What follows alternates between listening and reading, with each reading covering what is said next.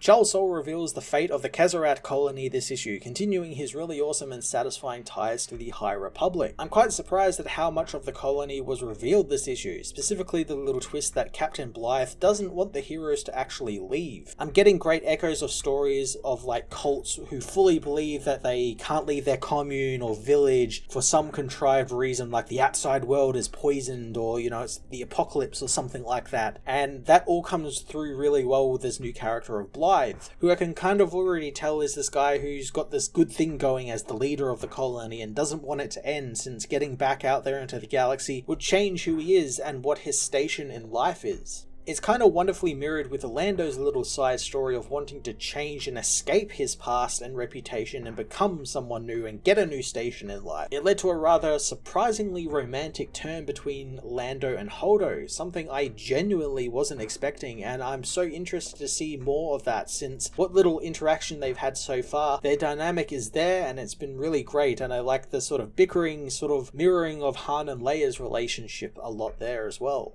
Andreas Janollet again tells Soule's story with some great artwork, continuing all of the fun stuff from last issue with more great character-centric sequences. I love Janollet gets to use the Abyssin alien as a main character, the one-eyed guy that Blythe is, as I always find those one-eyed Cyclops monsters really quite interesting, since getting them to emote is a little harder to do than people with two eyes, but Janollet does it really well and gives the character quite a bit of emotive range.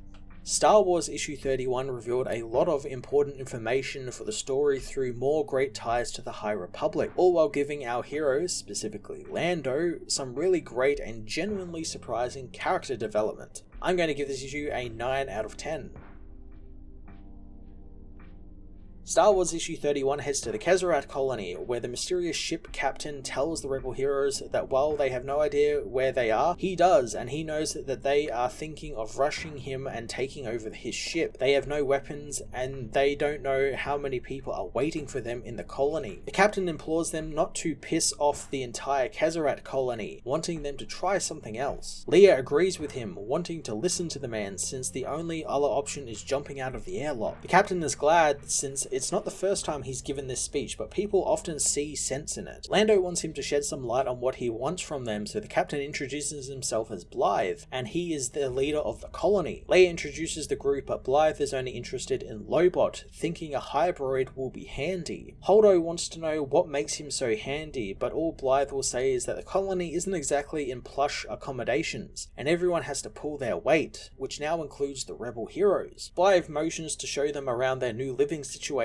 telling them that the Kazarat fuel colony was a few hundred years before his time, and while most of the fuel is all still there isn't anywhere to go, so they've just kept it. He shows the heroes the crops they grow to survive, the school, the hospital, and even a swoop racing league. The boy from before arrives, hoping his father showed them it. Blythe introduces his son Forvan, apologizing for him getting excited to see Luke's lightsaber. Luke thinks that they have a Jedi amongst them, wondering where his lightsaber is. Blythe says that they don't have a Jedi with them, and he will get his saber back in time when they are sure that he isn't a threat. Since out in no space, they have to fight for everything they have now. Lando wonders who they are fighting, since there is no one in no space. Blythe knows there isn't anyone out here now, but that wasn't always the case. He tells them how the convoy went into hyperspace not far from the Hetzel system, and was supposed to arrive at Magito and continue on to their delivery point, but they ended up in no space, lost and directionless. The Nihil soon found the convoy, attacking them as the convoy decided just to keep on the move, one step ahead of the Nihil at all times. Eventually, they found the Nihil's abandoned home base, the Great Hall, where nothing but kill droids live. As Blythe explains that they didn't know that the droids were left, the kill droids smash up Holdo's ship, destroying every piece of it. Blythe finishes his tale, and the son knows that that's not the whole story, wanting to show the heroes something else. The captain tells them that this one thing doesn't change anything about what happened, and it won't change much now, despite what his son thinks. He quietly tells Luke to go easy on the boy, but the Jedi doesn't know what he means, as they are shown a set of tapestries, one which depicts a cloaked Jedi. Luke thinks the convoy did have a Jedi, and Blythe says that one did find their way to the convoy, revealing their name was Araleen Z, who joined the convoy and helped fight off the Nihil, but she died long time ago, and after her death, a belief that a Jedi would someday return to help them rose up amongst the people. Blythe reminds him to let the kid down gently as Luke tells Forvan that the Jedi can do amazing things, but there are tasks that are beyond even their capabilities, and while he and his friends will do everything they can to help the people of the convoy, he can't promise that it will work. Luke does though promise the boy that whatever happens, he will make their lives better, since that is what a Jedi can and will always do. Chewie calls out to Blythe and Lando translates, asking if the captain has a record of the ways they have tried to leave no space, since the Wookiee is a hell of a mechanic and engineer and could come up with some creative solutions to help their problems. Blythe promises to give them all what they need once they have settled in, telling the team that it will be 6 months before that happens. Leia is shocked at the timeline on this, but Blythe reminds her to start thinking of this place as their home, since they'll be a lot happier if they do. Guards enter the room and Blythe says that the group is going to be separated for their duty assignments and interviews, wanting them to hand over any rations they have since they can spin out new food strains from anything they have brought with them in their machines. Holdo knows that she has much more back on her ship, but Blythe knows that since that was left on the Great Hall, it would have been destroyed by the kill droids, who at that very moment rip into the Skyfarer and board it. The heroes are all split up into pairs of two, with Lobot and Chewie sharing a disgusting meal and Lando being paired with Holdo, who isn't too happy to be quartered with the rogue. Lando asks if she has a deck of cards, but Holdo isn't interested in playing any card games with him since she's heard all about him from Leia, and while she holds no judgments against him, she won't be playing cards with him. Leia meanwhile asks Luke what's wrong since she hasn't ever seen him like this. Luke knows that he has to get back to Holdo's ship since he left something on the ship that is irreplaceable, and without it, he doesn't know how he'll keep moving forward in his Jedi training, since he can be a Jedi without his lightsaber, but he's not thinking about that now, only thinking about his journal since without it, he'll never truly become a Jedi. The book meanwhile is grabbed by one of the droids, tossed out of the ship where it tumbles to the edge of the Great Hall, teetering off the edge into space. Lando meanwhile tells Holdo that he deserves every bit of reputation he's got, but wonders if that's the only story he'll get to tell, and he can be the best guy in the galaxy, but to a lot of people that won't matter, since in the end he'll still be Lando Calrissian, scoundrel, and it seems to de-incentivize the whole idea of trying to turn things around. Holdo knows that he can't control how people see him and only can control how he feels about himself, and he should be the Lando he wants to be now and not worry about the old one. Lando appreciates Holdo's kind words, and he is trying to do all of that, wishing that he had a deck of cards to pass the time. Holdo thinks there is something else they can do, kissing Lando. Chewbacca meanwhile thinks about the convoy tapestry he saw, remembering a green light coming from all of the ships. Suddenly he knows what it means, as on the Great Hall, the kill droids find the glowing path engine inside the Skyfarer.